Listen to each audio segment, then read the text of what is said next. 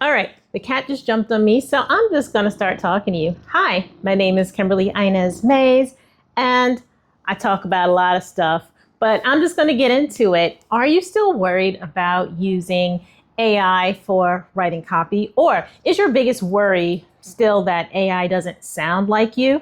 That's a worry you should definitely leave in 2024. That is such a surface level concern right now that if that's something you're still worried about, I'm going to give you 5 things you should be more worried about as you move into your strategic AI, I guess, strategy, right? So I'm going to give you 5 things you should worry about more than AI just sounding like you. So unless you've been living under a rock, or maybe you just unplugged your router, you may have seen an influx of AI generated stuff.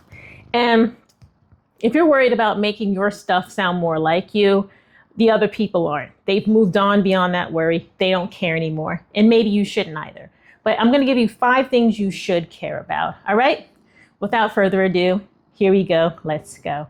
So number 1 is strategic atrophy, right? So if you're worried that AI is sounding like AI and it's not sounding like you, it's not using your phrases, your tone, don't worry about that, because a lot of people aren't really reading anyway. They are skimming. They just want information. But here is the problem. The problem is when you delegate your thinking and your reasoning to AI. So for example, if you're coming up with a new program, a new product, if you're coming up with a strategy, if you're coming up with, maybe just a new event, or if you're coming up with something that you're going to bring out to market and you're not double checking, fact checking, and using your own knowledge as the source of truth, and you're saying, well, this thing has a knowledge base that surpasses me, so it must be right, right? If you're delegating your thinking and not using it as a co-pilot while you being in charge, that is a bigger risk than AI just merely sounding like you.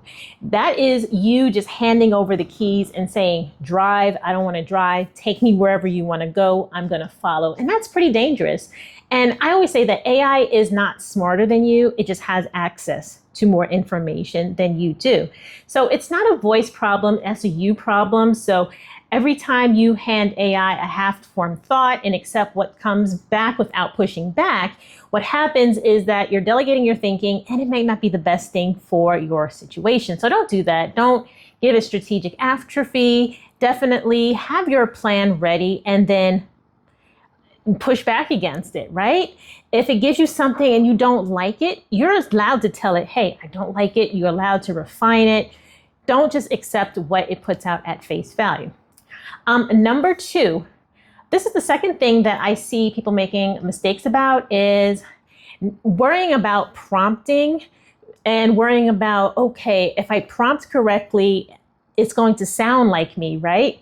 Well, don't worry about it sounding like you, and don't worry about prompting correctly. What you want to do is worry about the data that you're feeding it, the context, right? And a lot of times we get really lazy around the context. We are lazy prompters, and myself included at times too. Sometimes I'm just really lazy and I don't really want to do the work.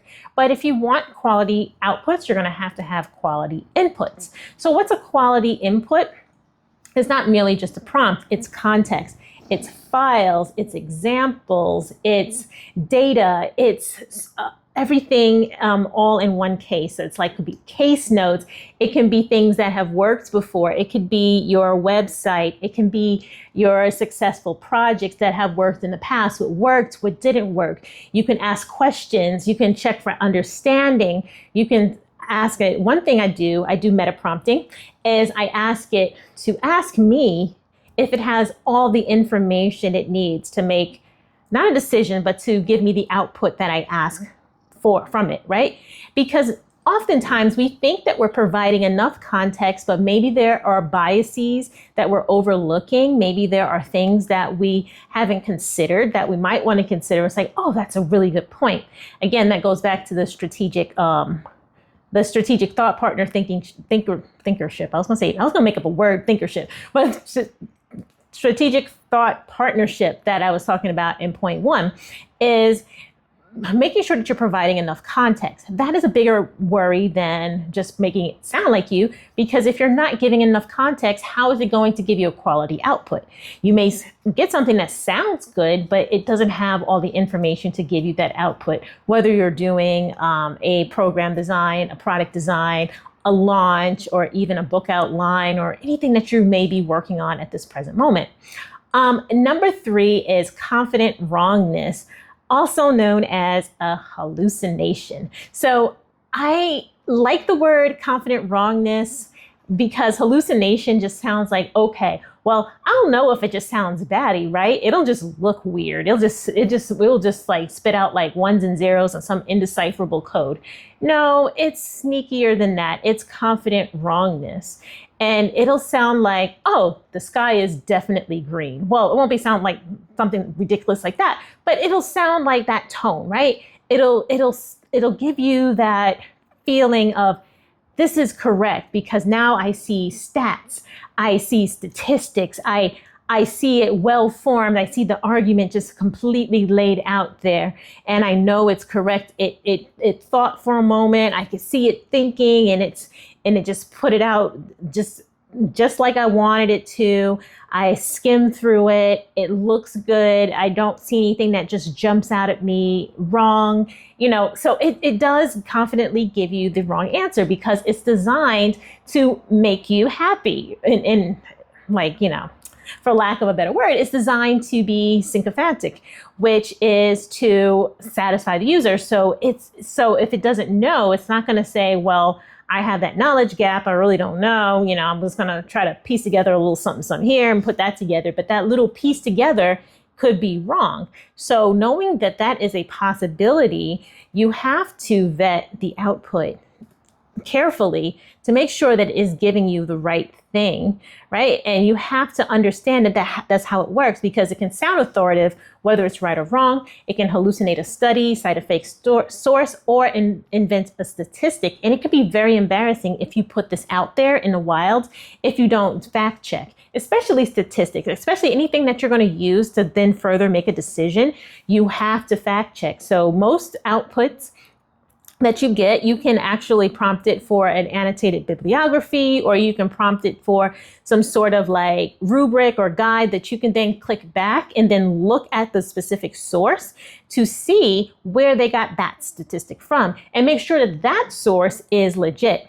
I remember back in the day when I used to write papers in the early 2010s when I was in business school, MBA. I used to have to go to a lot of scholarly articles and do a lot of research because we had to put together business plans and the case studies and whatnot. And we had to comb through a lot of sources. Now, there was this thing, and it still exists, called Wikipedia. I know, I'm dating myself. Wikipedia was around when ChatGPT was not. I did not use Wikipedia as a source because that would be stupid.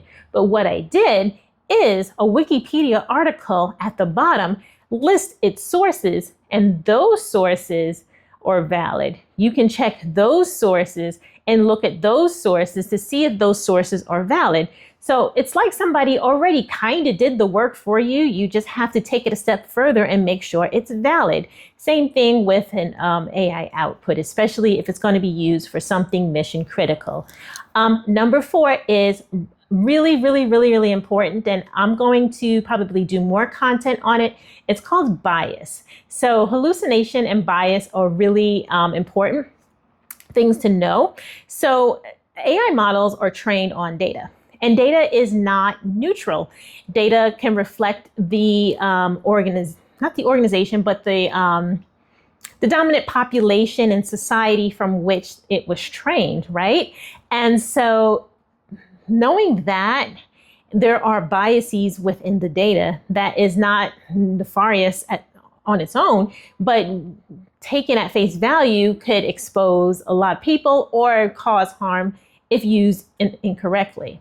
So if your thinking has blind spots, and everyone's does, AI does not correct them, right? So if you are doing a report or thesis or coming up with some sort of I don't know, some sort of new program, or maybe you're writing, responding to like an RFP or whatever the case may be, and you are making assumptions, it's not going to flag to say, hey, you've made this assumption, you're leaving this person out. It's going to say, yep, this is great, this is cool. So it's not going to check your own bias, and it's not going to check its own bias. So what do? Well, number one, know that this stuff exists. Know that biases or a thing that you're going to have to continuously guard against, check against. One thing that I do is I kind of close my laptop a lot just to kind of work in an analog way. And I'm just like, okay, well, what am I missing from my context? What am I missing from my inputs? And then number two, going back to that meta prompting, is I say, okay, what are some of the things that I might be overlooking? Please list it out. Please give me no fewer than 5 things. And what I do is I force it to make me reconsider some things. But then me, as the person in the driver's seat, I get to determine if I'm going to take its suggestions or not. But you always want to check and then recheck. So you want to ask, what am I missing? Ask yourself, and you want to ask the model, hey, what am I missing? And then number 5 is, who are you actually serving, right? If you're a coach or a nonprofit leader, the communities you're actually serving are directly affected by AI. So determine how it's being governed upstream. How are people's data? How are you using people's data? You know, are they being aware? Is there consent to using data? Things like that. How are you making decisions about the things that you are building that will affect your clients? For example, if you're doing a coaching call with a client and you're doing voice notes or anything like that, and it's being recorded into some third-party software, what are the terms and conditions of that software? Where is that data being stored? What kind of information is your client sharing with you? Is it potentially like personally identifiable information, or I'm trying to think of the term, but anything that is a personal or sensitive story? I know there's like trauma stories that are being shared in these spaces. So, you really want to get that consent. But even if you have that consent, you also want, as a provider, you also want that knowledge of, okay, where is that being stored, and how does this affect like the people that you're serving? So it's not about AI sounding like you. It's about really those 5 things, and probably more, but those 5 things to start out with for sure, right?